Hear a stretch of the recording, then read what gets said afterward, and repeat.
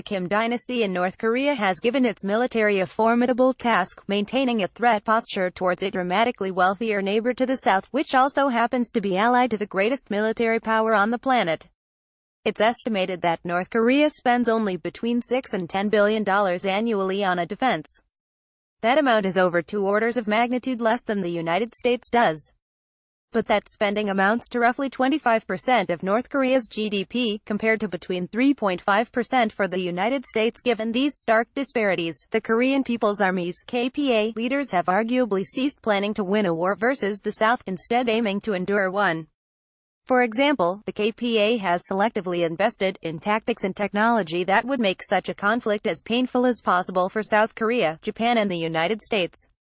A million-man army. Though North Korea only has a population of 25 million, the Korean People's Army is amongst the largest in the world, counting around 1 million personnel.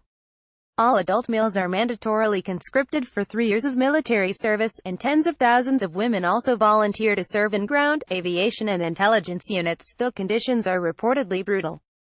There are additionally 3 to 5 million reservists in the worker-peasant Red Guard militia.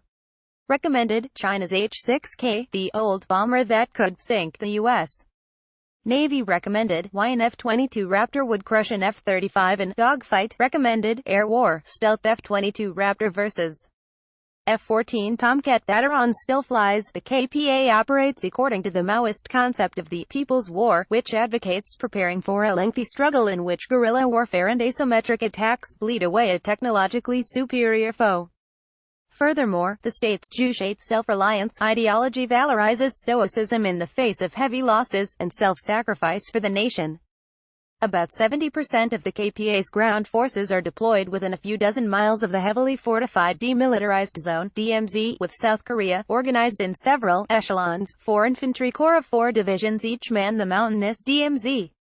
To the rear, 4 mechanized corps, 2 artillery corps and a single armor corps are deployed from 2 reserve echelons to counterattack any enemy breakthroughs or to spearhead offensives. There is also a rear deployed reserve of 4 infantry corps.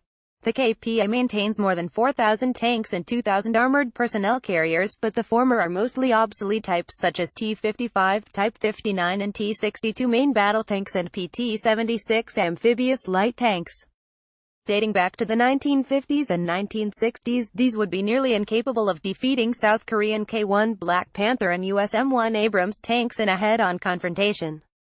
The KPA also almost entirely lacks more heavily armed infantry fighting vehicles. However, since the 14th century, artillery has played an important role in the cramped and mountainous terrain of the Korean peninsula.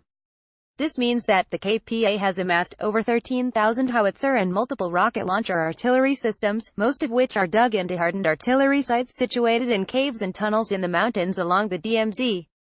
These include over 300 170mm Cocks and super long-range guns and various unguided heavy rocket artillery, which serve as a conventional strategic deterrent by threatening to rain sea of fire on the South Korean capital of Seoul, just 30 miles from the border.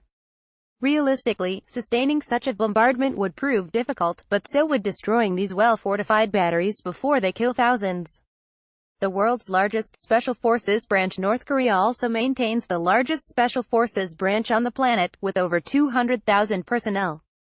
This reflects a long-time emphasis on infiltrating troops behind enemy lines, whether by submarine, hovercraft, motorboat, transport plane, American-built helicopters, underground tunnels, or even sneaking across the border on foot at night. In the event of a wider conflict, tens of thousands of operators would launch strikes behind South Korean lines, seeking to disrupt communication and supply lines, and sow panic and confusion. These operatives are trained to higher standards of marksmanship and have exhibited fanatical tendencies. On multiple failed infiltration missions, they have killed themselves and other North Koreans rather than surrender. Pages.